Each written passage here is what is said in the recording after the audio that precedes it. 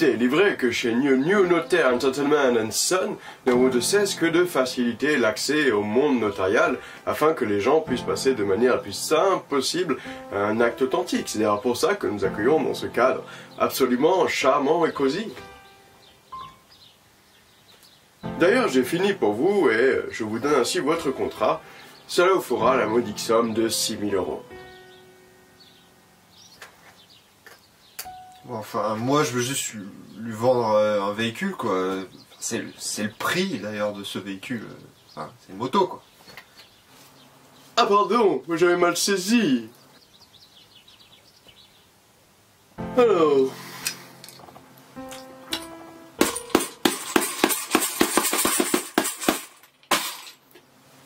ça fera 12 000 €. Ah bah là d'accord.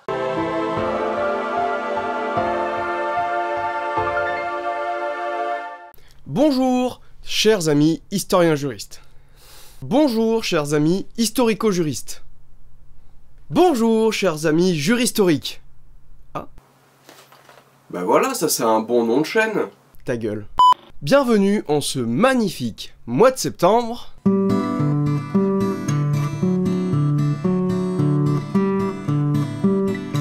Je crois qu'on a compris l'idée maintenant. Et bienvenue dans ce nouvel épisode dédié à l'histoire des notaires. Bon là, de toute façon, si vous n'aviez pas compris entre l'intro et le titre, je peux pas faire grand chose pour vous. Et oui, les notaires, alors même si on n'en a jamais eu utilité, même si on n'en a jamais rencontré, on sait tous ce que c'est, au moins dans les grandes lignes. Aujourd'hui, le statut des notaires est toujours régi par une ordonnance de 1945. Ce sont des officiers publics, ils exercent une mission de service public, et il y a quand même une petite particularité, c'est qu'ils le font en tant que profession libérale. Cela signifie qu'ils sont simplement responsables de la santé économique de ce que l'on appelle leur étude. Le rôle actuel du notaire est d'authentifier des actes. Un acte passé devant notaire est ce qu'on appelle un acte authentique. Cet acte authentique, il diffère en droit de ce qu'on appelle l'acte sous seing privé. Sous, plus loin, seing, mais version signée, privé. Donc l'acte sous seing privé, c'est le contrat classique que vous passez du coup pas devant notaire, pour faire simple. Très rapidement, voici quelques éléments, quelques avantages de l'acte authentique. Un acte authentique, il peut être publié, c'est-à-dire qu'il peut être public. Si l'acte est publié, il devient ce qu'on appelle opposable, c'est-à-dire que personne peut arriver en disant Mais bien sûr que je savais pas. Sinon j'aurais pas fait de contestation. Moi il m'a dit on a contracté, juste cru qu'il était constipé, hein. Si c'était le cas, on pourrait lui dire ouais mais c'était public gros. c'est du plagiat. C'est de l'inspiration. L'acte a également ce qu'on appelle une force probante. Une fois que le notaire a signé l'acte, sa signature fait foi non seulement de la volonté des deux parties de bien signer de manière volontaire l'acte, mais également cela fait foi de la date.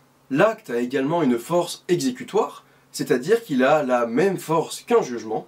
Et enfin, le notaire a la charge de la conservation des actes entre 75 ans et 100 ans selon les situations. Même si ce statut date de 1945, l'histoire des notaires est longue. Très longue. Et oui, je vous parle d'un temps que les moins de 2000 ans ne peuvent pas connaître. Il y avait en ce temps-là des pilums, des Gaulois jusque sous les fenêtres. Pardon. Si l'on en croit l'ouvrage de 1751 qui s'appelle La science des notaires de Claude-Joseph de Ferrières, eh bien le mot notaire nous vient du latin notae. Notae, notae, notae. Je sais pas comment ça se prononce. Ah! Ça simplement pour signification note, note abrégée ou encore chiffre. Car oui, pour trouver l'origine des notaires, il faut remonter à Rome, et plus précisément à la Rome impériale. Lors du Conseil impérial, qui finit avec le temps par prendre le nom de consistoire sacré, on trouve toute une foule de personnes, dont des scribes que l'on appelle des notarii. Ces notarii, ce sont les notaires. À ce moment-là, ces notaires ne sont pas un corps de métier. Et en fait, ce n'est même pas ce qu'on pourrait appeler des notables. Ce sont des sténographes, le plus souvent esclaves, ou alors des affranchis impériaux, et ce sont donc des gens qui sont issus de milieux particulièrement pauvres. Petite succession, s'il vous plaît! S'il vous plaît, une petite succession! À partir de l'empereur Constant au IVe siècle, les rôles des notaires va grandement évoluer. Ils vont devenir ces hommes de confiance et il va leur confier des missions qui nécessitent ou le secret ou la discrétion.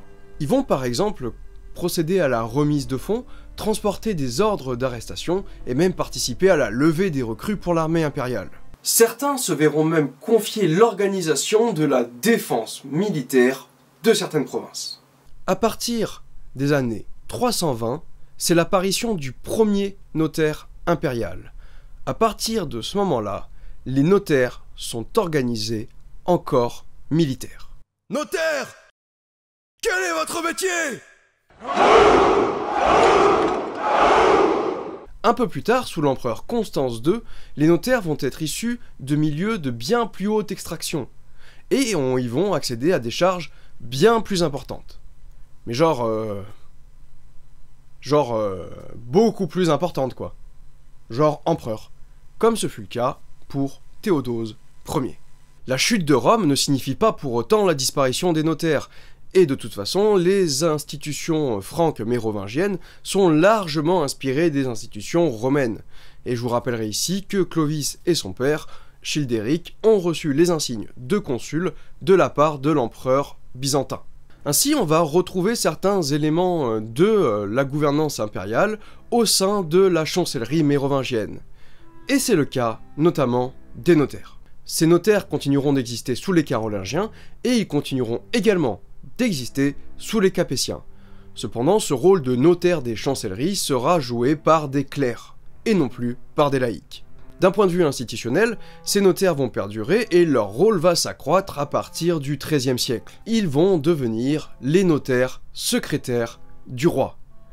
Ils vont être chargés de rédiger les ordres royaux, qui n'ont pas besoin de l'authentification de la chancellerie, et comme pour l'empereur romain, c'est auprès d'eux que le roi va trouver des agents capables d'effectuer des missions discrètes, voire secrètes, et souvent très délicates. Et là vous allez me dire, oui mais notre notaire à nous, celui du bas peuple, là ça n'a rien à voir, hein, les notaires royaux, on y vient. Sous Charlemagne, dans les juridictions, on va retrouver quelque chose qui s'appelle les judices cartulari. Ce sont les juges cartulaires. Ces juges sont juges entre les contractants. Ils ont en charge la conciliation des parties, mais ils vont également avoir la charge d'arrêter les conventions.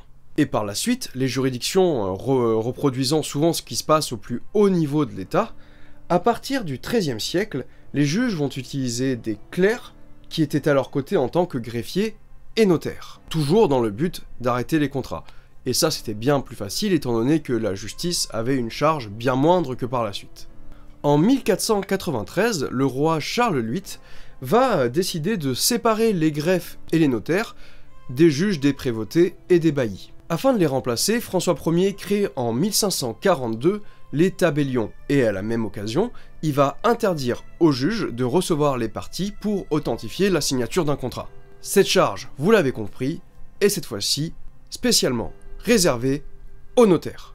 En 1575, le roi Henri III va créer ce qu'on appelle le garde-notes, qui aura pour charge de conserver les actes de notaire, soit après la cessation de leur activité, ou tout simplement après leur décès. Toutefois, cette charge de garde-notes, 4 ans plus tard, va être réunie avec la charge des notaires. En 1597, Henri IV, cette fois-ci, va réunir les tabellions avec les notaires afin qu'ils puissent remettre la grosse aux parties. Alors, la grosse, qu'on appelle la grosse, c'est pas mémère, hein. Qu'on appelle la grosse, en droit, c'est tout simplement la copie de l'acte. Les tabellions vont être chargés de rédiger une copie de l'acte qui vont rendre aux parties l'acte original étant conservé par le notaire. Cette même année, la charge de notaire devient héréditaire et on va définitivement lui fusionner et les tabellions et les garde-notes. Finalement, arrivé au milieu du XVIIIe siècle, ce que l'on appelle des notaires, ce sont les officiers royaux qui reçoivent les conventions et les contrats, qui les remettent aux parties, et on appelle toujours tabellions ceux qui effectuent la même tâche, mais cette fois-ci dans les seigneuries. Fin XVIIe, début XVIIIe siècle sont créés les registres des contrôles des actes tenus par un nouvel officier. C'est une dernière étape dans la tentative de contrôler toujours plus les offices notariales de la part de la monarchie. En gros, chaque acte est consigné dans un registre qui indique donc le nom du notaire, le nom de la personne, la nature de l'acte et la tarification. Donc vous imaginez bien l'utilité de tels registres. Et finalement, ces registres, eh bien, ils sont bien pratiques aujourd'hui pour la recherche, parce que lorsque l'on recherche un acte notarié dans cette période-là, on peut directement se fier au registre plutôt qu'à éplucher des minutes des notaires, ce qui est souvent un travail très laborieux. Déjà, à cette époque, la position du sceau du notaire sur l'acte lui confère son caractère authentique. Je vous ai déjà expliqué en début de vidéo ce que ça implique, je ne vais pas revenir dessus. Aussi, en guise de conclusion, je vous citerai Claude-Joseph de Ferrières, qui, en parlant des notaires, disait « C'est par leurs moyens que les conventions des hommes sont entretenues, les volontés des hommes exécutées, et plusieurs actes et titres conservés à la postérité, sans quoi ils auraient pu être ensevelis dans un éternel oubli. » Gardiens du temps, témoins des rapports juridiques de leur époque, les notaires perdurent encore aujourd'hui. Nul doute qu'un jour, nos propres actes seront une source de savoir pour les générations futures. J'espère que l'épisode d'aujourd'hui vous aura plu, que vous aurez appris des choses. N'hésitez pas à commenter, liker, voire à partager. Pour moi, ça m'aidera à savoir si ce type de contenu intéresse des personnes. En attendant, je vous souhaite une bonne continuation, et je vous fais des bisous.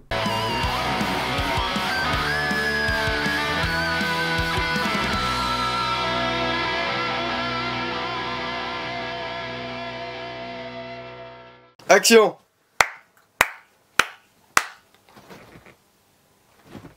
Ah ben là d'accord. Ah c'est marrant. Arrête. Tu me suces?